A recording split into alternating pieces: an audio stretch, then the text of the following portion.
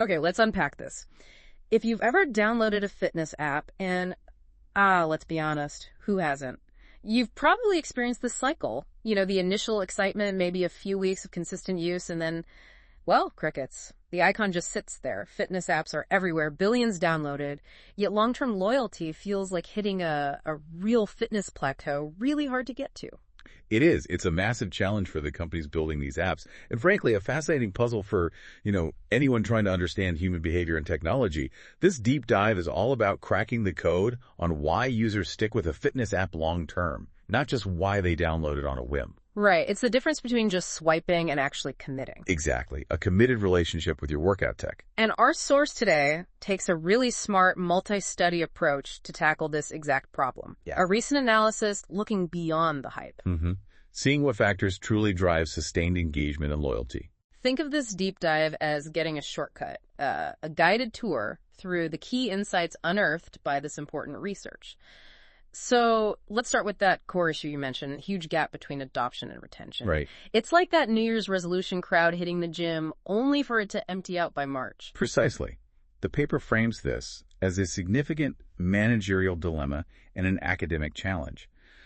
So many previous studies focused heavily on initial adoption, what gets someone to click download. Yeah. But this research pushes back on the assumption that getting the download automatically creates a loyal user. They argue there's a critical gap in understanding what specific attributes and features of these apps are actually, sticky. Sticky, I like that. Yeah. What keeps people coming back day after day, month after month, after the novelty wears off? Exactly. What keeps them hooked? Okay, that feels incredibly relatable. It's not just about making an app that looks good in the store. It's about building something people genuinely integrate into their lives. So how did these researchers approach such a complex problem? You mentioned it was a two-study design. Yes, and I love their approach here. They called it an empirics-first approach. Empirics first. Yeah, instead of starting purely from existing theories, they began with the real-world problem, the download versus usage gap. And they designed their studies to gather data and build understanding step by step, grounded in what users actually prefer and do. So less about just confirming a theory up front. Exactly. More like following clues to solve a mystery about user behavior. Like investigative work, as you said. Right. So tell us about those two studies. What was study one designed to do? Study one was essentially their initial exploration. Its purpose was to figure out what attributes users prioritize when they're choosing a fitness app in the first place. Okay, so forget loyalty for a second. What makes someone pick app A over app B right at the start? That's it. What catches their initial interest? So if I'm standing there, phone in hand, scrolling, what jumps out? Exactly. The technique they used for this was something called conjoint analysis. Okay, sounds a bit technical. It does, but it's actually quite intuitive. Imagine you're shown different potential versions of a fitness app. Package 1 has feature X and price Y. Package 2 has feature A and price Z, and so on. You're asked to choose which one you prefer, or maybe rank them. Conjoint analysis breaks down your choices to reveal how much each individual piece, each feature, price point, attribute, actually influences your overall preference. So it quantifies how much sway each feature has initially? Yes. It tells them the relative importance of different app characteristics from a user's perspective at the point of selection. Smart. Did they just guess which features to test? No, and this was clever. Before running the main study, they did focus groups. Oh, okay. With students who are already familiar with fitness apps, this ensured they were testing the attributes that actually matter to users. Good thinking. So what attributes did they land on for study one? They settled on three key ones. First, the app type. Were users more drawn to a workout planner, which suggests structured or tailored plans, or an exercise book, more like a library you pick from? Planner versus library. Got it. Second, price. They tested different tiers. Free, a basic version priced moderately, around 50-75 Indian rupees. Why rupees? Because the study participants were from South India.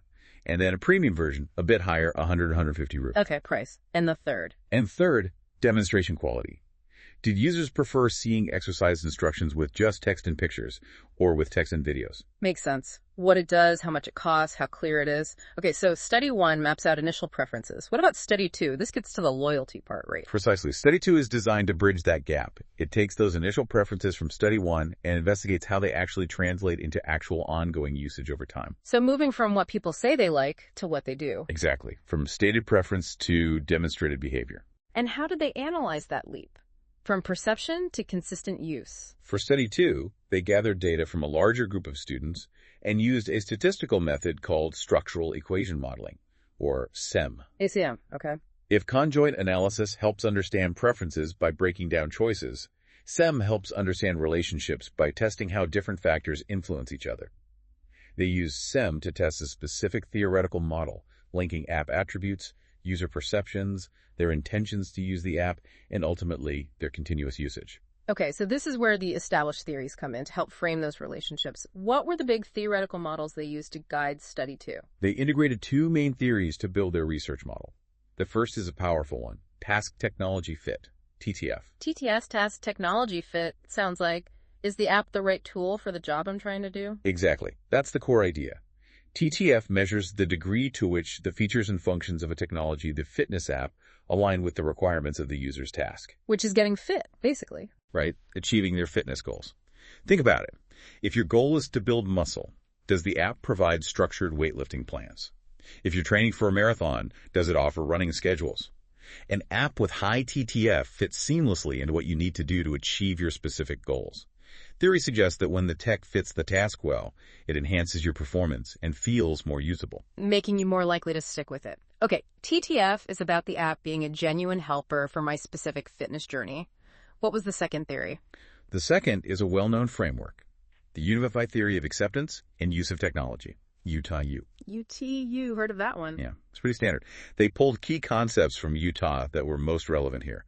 First, performance expectancy. Meaning? This is simply your belief that using the app will actually help you achieve your fitness goals. Do you believe it will make you fitter, help you lose weight, build strength, whatever? Okay, does it work? Next. Then there's effort expectancy. How easy is the app to use? Is it intuitive? Straightforward features? Clear instructions? Remember demonstration quality from study 1.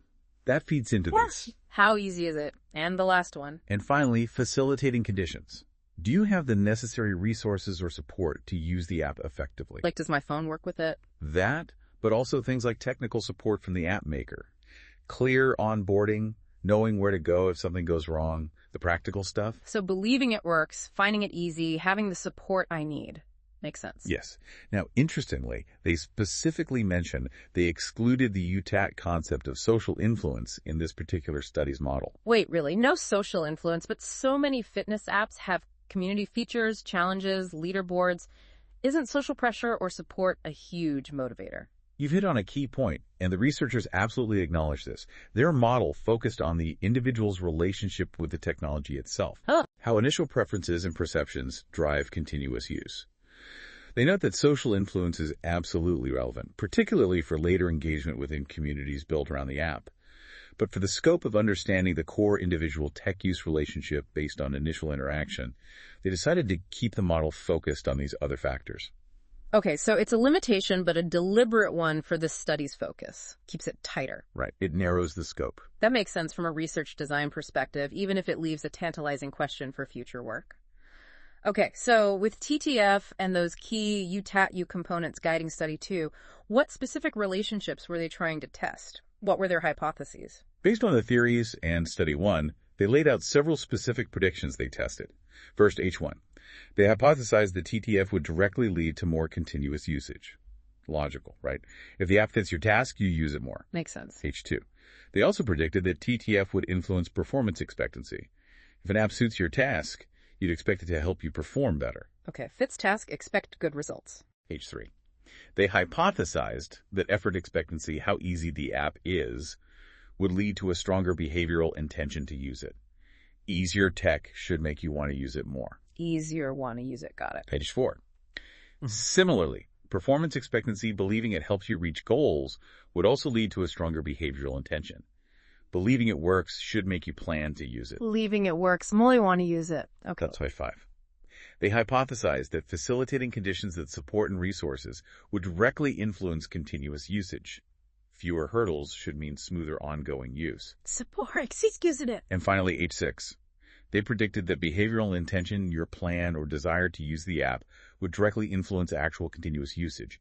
If you intend to use it, you're likely to follow through. Intention, actual use. Yeah. Seems obvious, but important to test. Exactly. So they're essentially mapping out this pathway. Does fitting the task make me think it works better?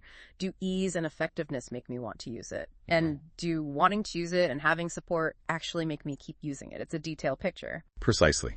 They built this model to see how these different psychological and practical factors interact and ultimately drive that consistent behavior. Okay, the setup is crystal clear. Problem, preferences, theories, predictions. Now, the moment of truth. After all that, what did the data actually reveal? What were the key findings? All right, let's look at study 1 first, the initial preferences using conjoint analysis. The results for initial selection were quite striking. The type of app workout planner versus exercise book was by far the most important factor for users. Over 44% of the preference. Wow, 44%. That's huge, more than anything else. Right, decent margin. Demonstration quality was second, around 31%, and price was the least important of the three tested, just under 24%. Okay, so when I'm first browsing, what the app does and how clearly it shows me matters way more than the price. That's genuinely surprising. I might have guessed price would be higher. It certainly challenges that idea that cheaper always wins initially. And digging deeper. Workout planners, the tailored plans, were significantly preferred over just an exercise library. People want guidance, it seems. Seems like it. And text with videos was strongly preferred over text with pictures for demonstrations. Videos win. Okay. And the price finding? For price, the analysis showed the most value or highest utility in that moderate INR 50-75 range. It suggests people are willing to pay a reasonable amount for perceived value, not just flocking to free. Interesting. Willing to pay, but not too much for something that looks promising? Okay, fascinating insights into the initial hook. Now, the big one. Study 2. How did this translate into continuous usage, the loyalty piece? And here's where it gets really compelling. The findings from Study 2 provided strong support for all their hypotheses. The model worked really well. All of them? Wow. Yep. Task Technology Fit, TTF, emerged as a critical driver. It had a very strong positive influence, not only directly on continuous usage, but also on performance expectancy. This is a core finding. If the app genuinely helps you execute your fitness tasks effectively, you are significantly more likely to keep using it and more likely to believe it's actually helping you make progress. So TTF is like the bedrock here. Absolutely. And get this. Performance expectancy, believing the app helps you reach your goals, had a stronger impact on your behavioral intention to use the app than effort expectancy did. Wait, hang on. Believing the app works for my goals is more important for intending to use it than just finding it easy. That feels counterintuitive sometimes. It is interesting, isn't it? Ease of use still matters. H3 was supported. It still influences intention.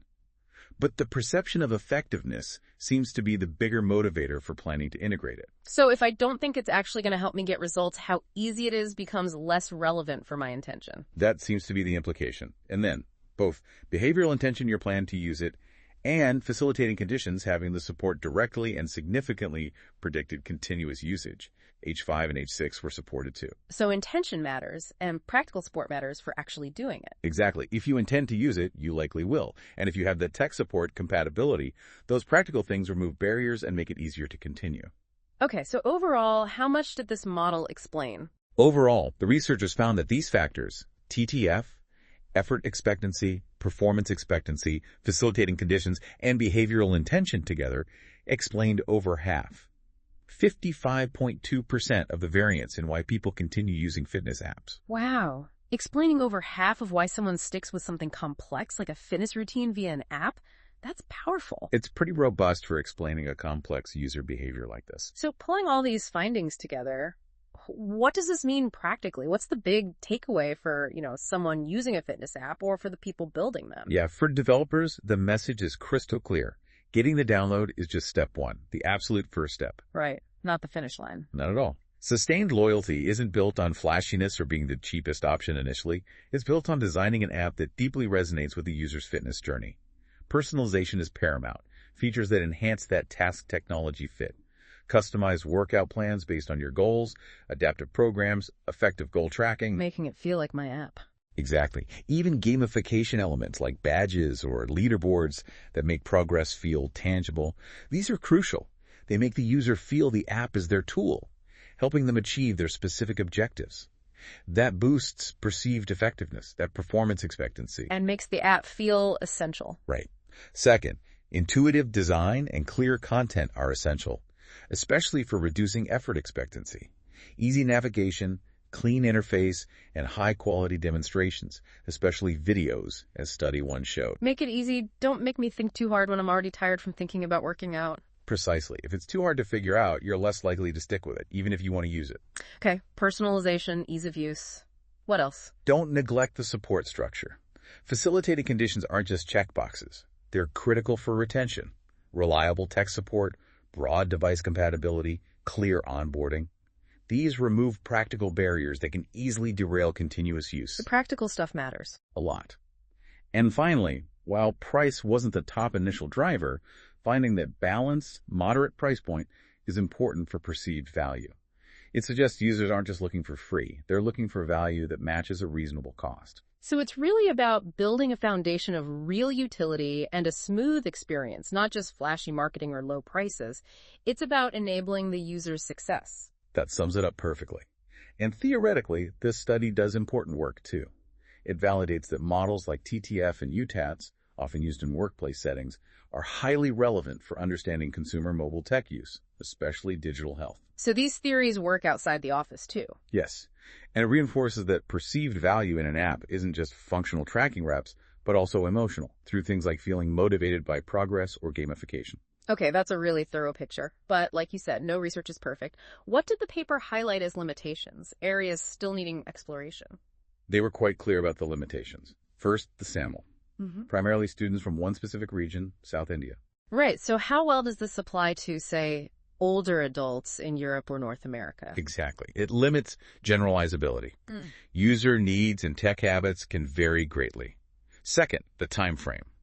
It looked at continuous usage over a relatively short period. Loyalty is a long game. It really is. Yeah. We need longitudinal studies tracking users over months or even years to see how these factors evolve. Makes sense. What else? Third, as we discussed, the exclusion of social influence. The community aspect. Right. They acknowledge future research absolutely needs to explicitly incorporate how community features, peer interaction, social comparison, support groups within the app affect long-term loyalty. That's huge in modern apps. Definitely. Anything else they suggested for future research? Yeah, they suggested testing a wider range of app attributes, maybe directly including different types of gamification, social features, or AI coaching elements right from Study 1 to see their initial appeal and their long-term impact. So this research gives us a strong foundation, compelling answers, but also clearly maps out where to go next.